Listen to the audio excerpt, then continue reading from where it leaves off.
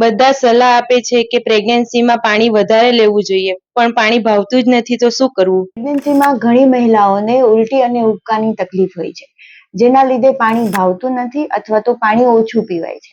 પણ આપણા શરીરને તો પાણીની જરૂર છે. જો પૂરતા પ્રમાણમાં પાણી ના પીવામાં આવે તો આપણા શરીરમાં પાણી ઘટી જાય અને નબળાઈ આવી જાય. તો હવે આના માટે શું કરવું જોઈએ?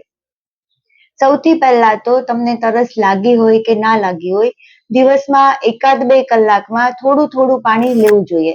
ક્યારે બી એક સાથે પાણી ના પીવું જોઈએ. પરંતુ જો પાણી નથી જ ભાવતું તો આપણે પાણીનું ઇન્ફ્યુઝન કરીને, મતલબ કે પાણીમાં કંઈ મિક્સ કરીને આપણે પી શકાય.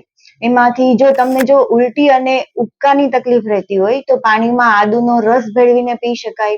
જો તમને ગેસ અને એસિડિટીની તકલીફ રહેતી હોય તો પાણીમાં અજમા નાખીને અથવા તો લીંબુ પાણી લઈ શકાય. ખાવામાં વધારે ગ્રેવી વાળી સબ્જી અથવા તો સૂપ બનાવીને લઈ શકાય.